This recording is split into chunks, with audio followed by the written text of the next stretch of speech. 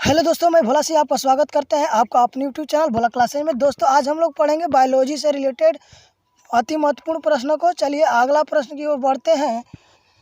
फूल गोभी का खाने योग्य भाग है, तो फूल गोभी का खाने योग्य भाग को कहते हैं पुष्पक्रम। इसका राइट आंसर हो जाएगा पुष्पक्रम।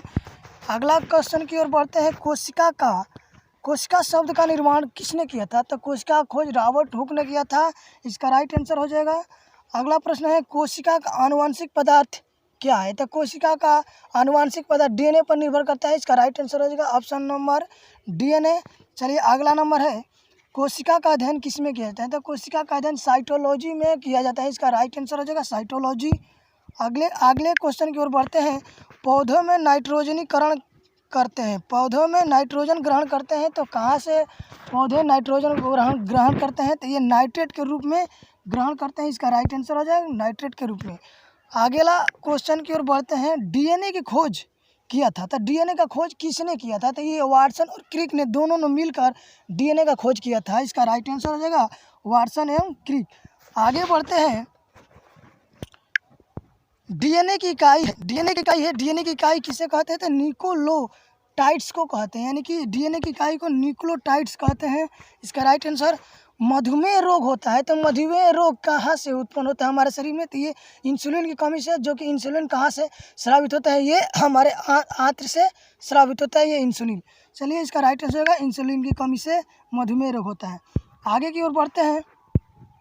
रक्त में स्कंदन में सहायक विटामिन होता है, रक्त में स्कंदन करने में सहायक विटामिन कौन सा होता है? तो इसका राइट आंसर हो जाएगा विटामिन के, जो कि रक्त को स्कंदित करने में, यानी कि जब शरीर का कोई भी हिस्सा कट जाता है या खून गिरते समय ब्लड नहीं रुकता है, तो इसमें विटामिन के की कमी होती है, जो कि विटामिन के की मौजूदगी के कारण ये खून धीरे से बंद हो जाता है कुछ देर बाद। चलिए इसका राइट आंसर रहेगा विटामिन के। अगला क्वेश्चन की ओर बढ़ते हैं। नवजात शिशु को बीसीजी का टीका कब लगाया जाना चाहिए? तो नवजात शिशु को बीसीजी का टीका कब लगाना चाहिए? तो इसके जन्म लेने के तत्काल, यानी कि जन्म लेने के बाद तत्काल कुछ मिनट के बाद। चलिए इसका राइट आंसर है जन्म के तत्काल के बाद। पहला सफल हृदय प्रत्यारोपण किया था, तो पहला हृदय प्रत्यारोपण किसने किया था? ये CN बनार्ड ने किया था। इसका राइट आंसर रहेगा CN बनार्ड। आगे बढ़ते हैं। मानव त्वचा का रंग बनता है, तो मानव त्वचा का रंग किस पर निर्भर करता है? ये काला या गोरा रंग किस पर निर्भर करता है? ये शरीर के मेलानिन से निर्भर करता है। इसका राइट आंसर रहेगा मेलानिन के एथी पर कार्य करता है। आगे बढ़ते हैं। रक्त दाब का नियंत्रण कौन करता है? तो रक्त दाब का नियंत्रण कौन करता है? ये अधिवृक्क, यानी कि एड्रिनल ग्रंथि, जो रक्त दाब को बढ़ जाता है घट जाता है, ये एड्रिनल ग्रंथि इसको नियंत्रित करता है। इसका राइट आंसर है एड्रिनल ग्रंथि। आगे क्वेश्चन की ओर बढ़ते हैं। रक्त के थके जमने के कारण है, रक्त के थके जमने के कारण क्या है? तो ये अम्बिन है, जो कि ये इसका राइट आंसर है अम्बिन, रक्त के थके जमने के कारण। हीमोग्लोबिन का कार्य है, तो हीमोग्लोबिन का कार्य है कि ऑक्सीजन को ले जाना और पुनः उसके ले आना, तो ये हीमोग्लोबिन का कार्य है, ऑक्सीजन को हमारे शरीर में परिसंचरण कराना। अगले क्वेश्चन की ओर बढ़ते हैं। रक्त दाब मापने के लिए प्रयुक्त उपकरण को क्या कहते हैं?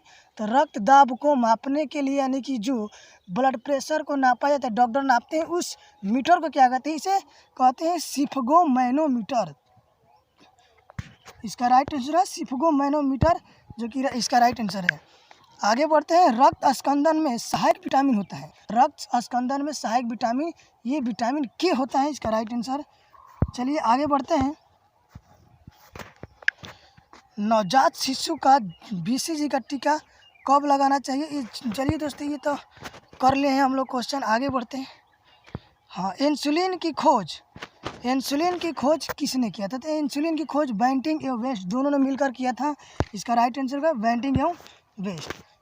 इंसुलिन शरीर में बनती है, तो इंसुलिन शरीर में हमारे अग्नाशय से बनती है। इसका राइट आंसर हो जाएगा अग्नाशय। ईस्ट एक है, तो ईस्ट एक किस प्रकार का है? तो ये ईस्ट कवक का है। इसका राइट आंसर है कवक। हैजा के रोगाणुओं के खोज किसने किया था? तो हैजा के रोगाणुओं को खोज किसने किया था? ये रॉबर्ट कोच ने किया था। इसका राइट आंसर है रॉबर्ट कोच।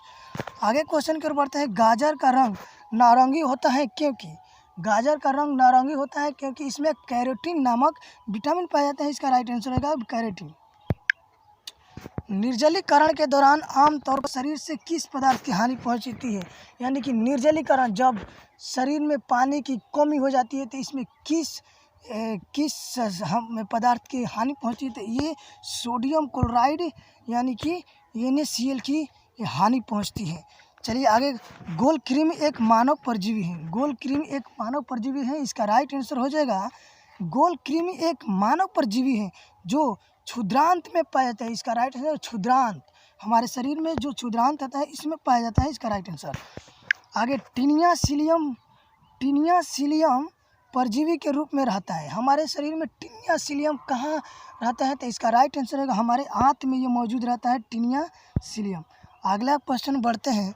कार्बोहाइड्रेट शरीर के किस रूप में संचित रहते हैं? तो हमारे शरीर में कार्बोहाइड्रेट शरीर में किस रूप में संचित रहते हैं? तो इसका राइट आंसर हो जाएगा ग्लाइकोजन में उपस्थित रहता है। इसका राइट आंसर है ग्लाइकोजन। आगे बढ़ते हैं। बायां धमनी एवं इनमें दिखाई देता है।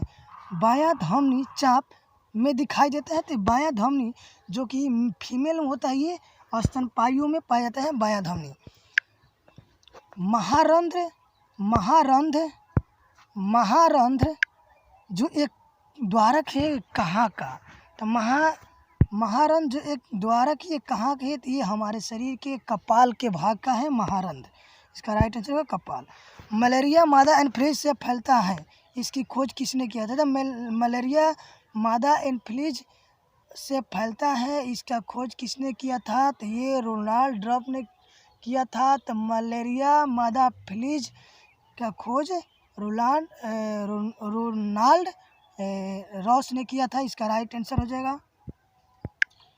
मांसपेशियाँ हो या हड्डी, मांसपेशियों हो हड्डी से जोड़ने वाले उत्तों को क्या कहते हैं? तो मांसपेशियों और हड्डी को जोड़ने वाले को टेंडन कहते हैं। इसका राइट आंसर है टेंडन। फाइब्रिनोजन किसके द्वारा फाइब्रिन में परिवर्तित होता है? तो इसका राइट आंसर है रोम्बिन। आगे बढ़ते हैं।